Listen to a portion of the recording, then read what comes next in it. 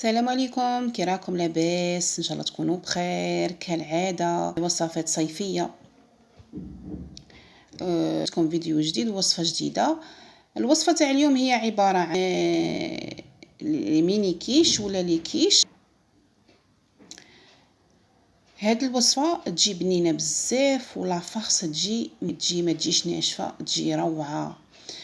دوكم السر اللي يخلي لا فاخ كيش تجي مويي.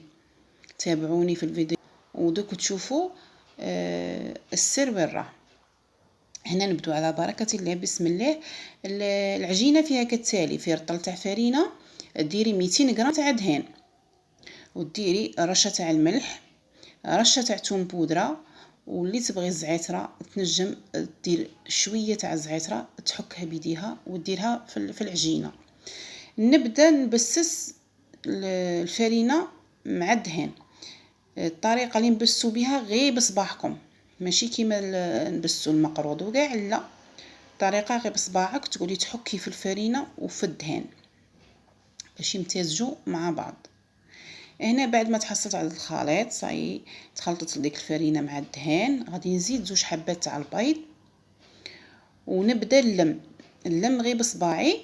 ما تعجنوش الشيرات، هاد لاباط ما تنعجنش، غير تلمي بصباعك وتزيدي لها واحد المغرف تاع الماء بارد نورمال من الحنفيه، مغرف ولا 2 مغارف على حسب الفرينه، كاين اللي تشرب كاين اللي ما تشربش.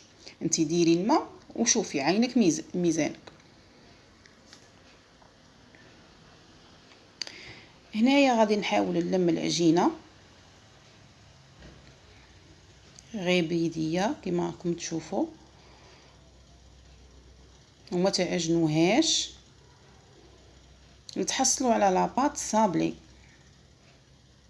نخليها ترتاح في الثلاجه ولا تبات ساعه ساعتين 3 سوايع، ولا خلوها تبات والغدوه خدموا بها. هنا انا كانت عندي اون كوموند تاع لي كيش، ما قدتنيش هذه العجينه، زدت عجينه واحده اخرى على بها. بقات لي العجين، بغيت ندير لهم كيش في الدار ونصوره معاكم. هنا رحت وجدت لافاخس، درت البصله تتقلى، كثروا البصله شيات باش تجي لافاخس بنينه وحلوه. البصله كي تقلت درت لها الكفته تاع الدجاج وزدت لها معدنوس والملح والحرور والسكنجبير.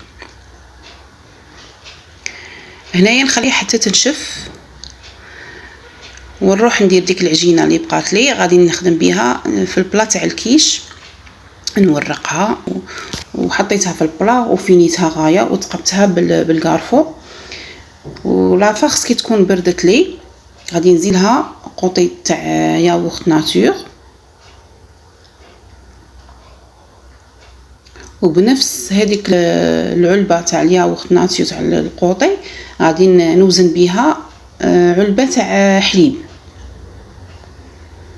ونزيد 2 حبات تاع البيض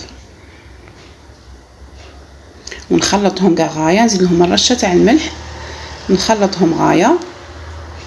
هذا هو السر اللي قلت لكم عليه الشيرات تاع الحشو باش يجيكم موي، هو الحليب والياغورت ناتور، هو اللي يخلي الحشو تاعنا مندي ما يجيش ناشف، تاكلي وما تشبعيش ما يقهمش.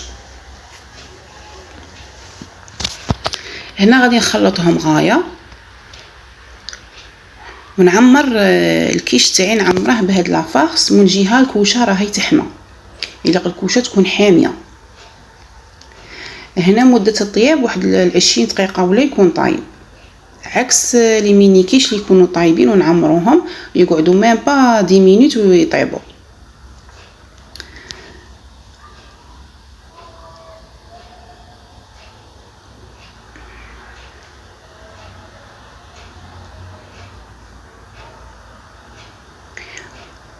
هذه الوصفه ان شاء الله غير جربوها الشيرات، غادي تحتاجوها في المناسبات ولا الافراح ولا يجوكم ضياف ولا في رمضان ان شاء الله. لا كنا من الحيين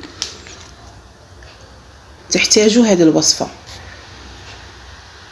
لاباط تجي روعه والحشو ولا اروع.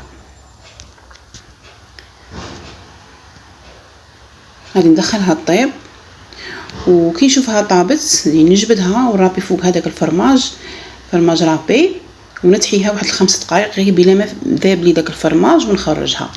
هذا هو الشكل اللي تحصلت عليه. بعد ما بردت غادي نقلعها من المول ونقطعها قدامكم. اللي عجبتها الوصفه الشيرات دير لي جيم، ما تنساش راكم الشيرات تدخلوا تتفرجوا، راهم بزاف اللهم بارك يتفرجوا الفيديو وينسوا ما يديروليش الجيم. مادام هكا كتتفرجي ديري لي الجيم اختي، ديري لي الجيم باش ما تنسيش. الجيم يخلي لي فيديو تاوعي يطلعوا، هذا الفيديو يخلوه يطلع ويقعد يدور ويوصل لعدد كبير من الناس من المتفرجين. الجيم يساعد في الفيديو ما يحبسش يقعد يدور. هذه هي.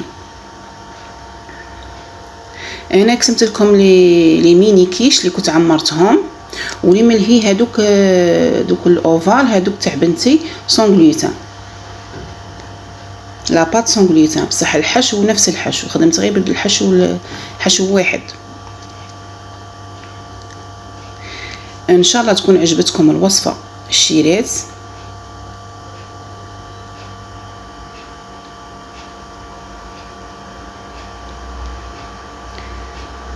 هنا ما بقى لي غير نقول لكم وهادو نتلاقوا في فيديو اخر ان شاء الله. هذا الكيش هنايا هنا شريت بعض اللقطات من الصور. هنا التليفون مبغاش يدير لي فيديو بعد نصور لكم لقطات. هنا كي عمرت الميني كيش ومن بعد درت لهم الفرماج، خاطر هنا كانوا طايبين ودرت لهم لافارس وتحيتهم واحد 10 مينوت صاي تكون طايب كلش طايب.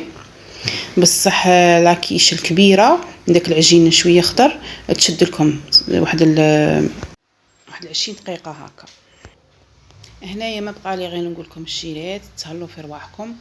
نتلاقوا في فيديو جديد ووصفه جديده ان شاء الله.